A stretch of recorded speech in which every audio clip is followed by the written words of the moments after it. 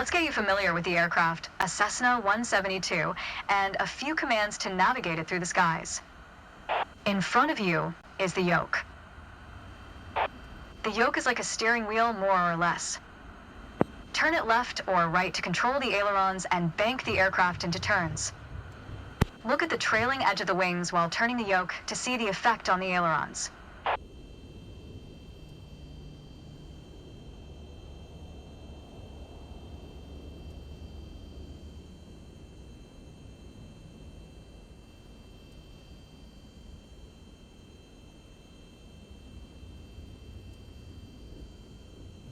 Okay.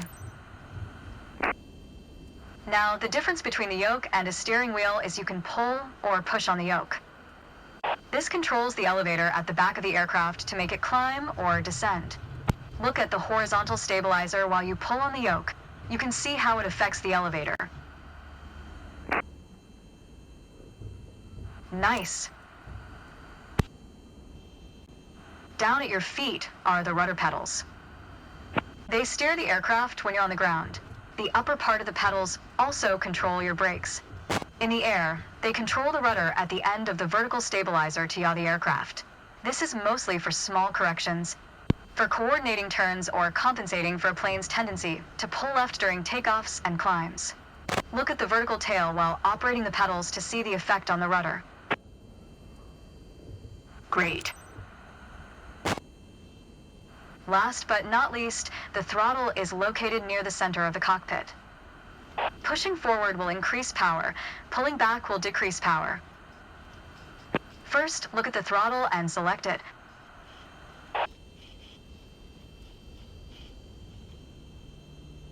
Keep it selected and push it forward to increase power. Power is increased. Now pull it back to decrease power. Power is decreased. Now we'll do the same without focusing on it. Deselect the throttle. Look away from the throttle and increase power. Set your throttle to idle. Excellent. When the engine is on, you'll be able to see the power change on your RPM indicator. You will find it on your PFD screen in the top left corner.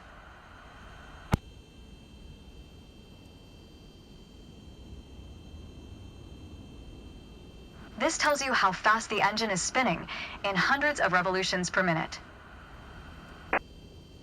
Next, take a look at your current speed on the airspeed indicator. It's on the left on your PFD screen. It measures the speed in knots. To check your altitude, look to the altimeter. It's on the right on your PFD screen.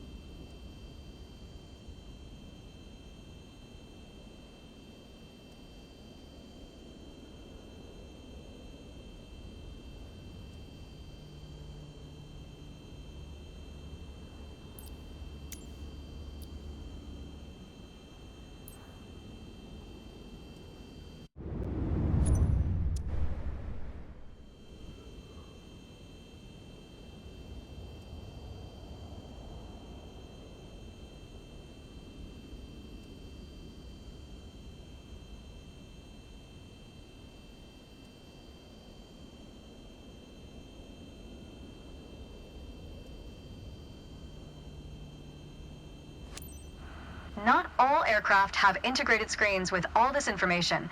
A lot of them rely on analog instruments. You can find the analog versions of the airspeed indicator and the altimeter just above the throttle. They are respectively on the left and right.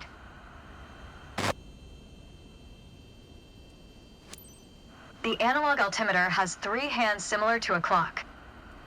The long, thick pointer indicates 100-foot intervals. The short, thick one is 1,000-foot intervals, and the long, thin one counts 10,000-foot intervals. That's all for today. Next time, we'll see how it feels in the air